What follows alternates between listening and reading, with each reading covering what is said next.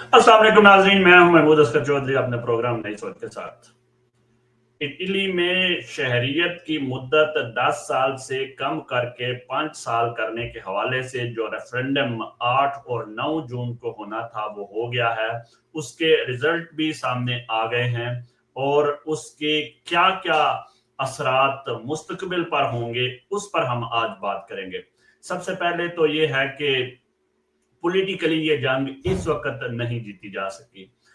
जो कोरम चाहिए था 50% से ज्यादा अगर वोटर बाहर निकलते घरों से तो ही ये कामयाब होना था। लेकिन सिर्फ 30% के करीब लोग घरों से बाहर निकले और वोट डालने गए। तो जो बुनियादी शर्त थी उसके लिहाज से इस रेफरेंडम की कोई हैसियत नहीं रहती। लेकिन यहाँ पे ये बात बहुत गौर करने वाली है कि ये जो रेफरेंडम है ये इटली के मुस्तकबिल पर गहरे असरात जरूर असर नुमाया करेगा। इसकी वजह से वहां पे रहने वाले जो गैर मुल्की हैं, जो वहां पे पिछले 5-6 साल से रह रहे हैं, उनके लिए बहुत अच्छी तब्दीलियां लेकर आएगा। अ, इस रेफरेंडम में जो लोग वोट डालने गए यानी 30% लोग जो वोट डालने गए उनकी अक्सरियत ने ये तस्लीम किया है और इस हक में वोट डाला है कि जो इटली में रहने वाले तारकीन वतन हैं उनको 10 साल की बजाय 5 साल बाद ही शहरियत दे देनी चाहिए। ये जाहिर करता है कि जो वोटर्स हैं उनकी जो अक्सरियत जो वोट डालेंगी वो इस हक में है कि इनको शहरियत मिलनी चाहिए, इनके बच्चे को शहरियत मिलनी चाहिए।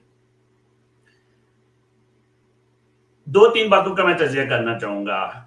जो लोग भी इसके प्रमोटर थे, जिन लोगों ने इसके लिए दस्तखत इकट्ठे किए, जिन लोगों ने इसके लिए इटालियन कोर्ट को राजी किया कि रेफरेंडम होना चाहिए, जिन लोग इन दिनों में भी बार बार लोगों को खींच खींच कर घरों से बाहर निकालते रहे कि वोट डालने जाएं, वो तमाम के तमाम मुबारकबाद के मुस्तहिक हैं। आपने बजाय इसके कि घर में बैठने मजे लेने के आप बाहर निकले, आप दूसरों के हकूक के लिए, दूसरे बच्चों के हकूक के लिए आप काम करने के लिए बाहर निकले, जो कि एक बड़ा अच्छा मैसेज है कि आप पॉलिटिकली जो चीजों को सही समझते हैं, उनके लिए स्ट्रगल भी कर रहे हैं और उनके लिए जदोजहद कर रहे हैं।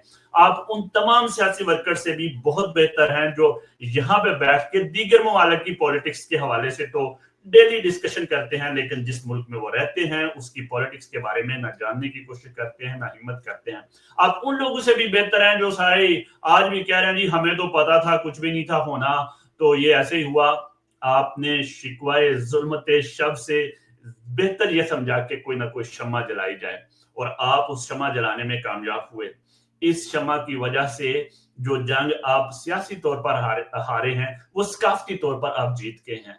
आपने लोगों के जहनों में ये बात डाल दी है कि ये प्रॉब्लम है और इस प्रॉब्लम को हल होना चाहिए।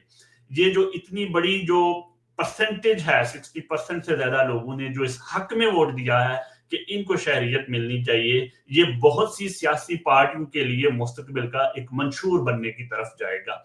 ये लोगों का जहन तब्दील करेगा, ये लोगों को पता चलने देगा कि यहाँ पे कुछ एक एक्चुअल जेन्युइन प्रॉब्लम है। कुछ बच्चे ऐसे हैं जो इस मुल्क में रहते हैं, इस मुल्क में टैक्स देते हैं, इस मुल्क के लिए जो है वो काम कर रहे हैं, लेकिन उनके पास तो शहरियत भी नहीं है इस मुल्क की, तो वो क्यों टैक्स दे रहे हैं, वो क्यों हमारे पेंशनर्स को जो है वो मदद कर रहे हैं।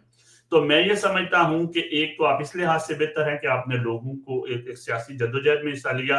दूसरा ये है कि अब ये तमाम सियासी जमातों के मंशूर को तब्दील करने जाएगा। वो सियासी जमातें भी जो पहले ये समझती थी कि इसके लिए इस बात पर वोट नहीं मिलेंगे और बड़ी जबरदस्त किस्म का जो है वो इनकार आएगा, उनके लिए ये अलार्मिंग डाटा है कि इनकार नहीं आया, लोग इसके हक में आए हैं।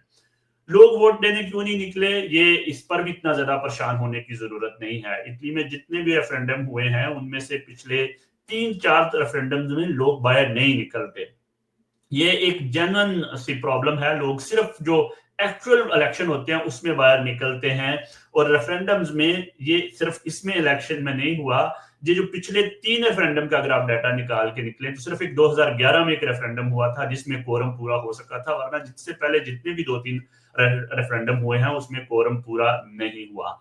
تھا. تو اس لیے اس پر گھبرانے کی ضرورت نہیں ہے. جو پروموٹر ہیں وہ کہہ رہے ہیں کہ ہم نہیں گھبرائے, اور ایک بڑا زبردست جملہ کسی نے بولا ہے کہ بے شک ہم سیاسی جنگ ہار گئے ہیں لیکن ہم تہذیب کی جنگ جیت گئے ہیں, ہم ثقافت کی جنگ جیت گئے ہیں, ہم کلچر کی جو جدوجہد ہے وہ جیت گئے ہیں. تو میں یہ سمجھتا ہوں کہ یہ ایک بڑا پوائنٹ ہوگا, اور تمام لوگ مبارکباد کے مستحق ہیں, اسی طرح کام کرتے رہیں. بلکہ بہت سے پروموٹر جو ہیں وہ کہہ چکے ہیں کہ اس کے لیے ہم اس بات کو اب پارلیمنٹ میں بحث چھیڑنے کے لیے موضوع بھی بنا سکتے ہیں کہ اس قانون کو تبدیل ہونا چاہیے, کیونکہ اتنے زیادہ لوگ جو ہیں وہ اس حق میں ہیں.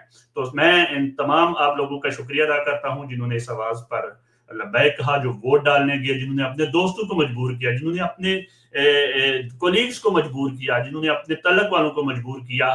آپ لوگ مبارکباد کے مستحق ہے کہ آپ نے اپنا حصہ ڈال دیا تھا, آپ نے سیاسی جدوجہد کر دی تھی.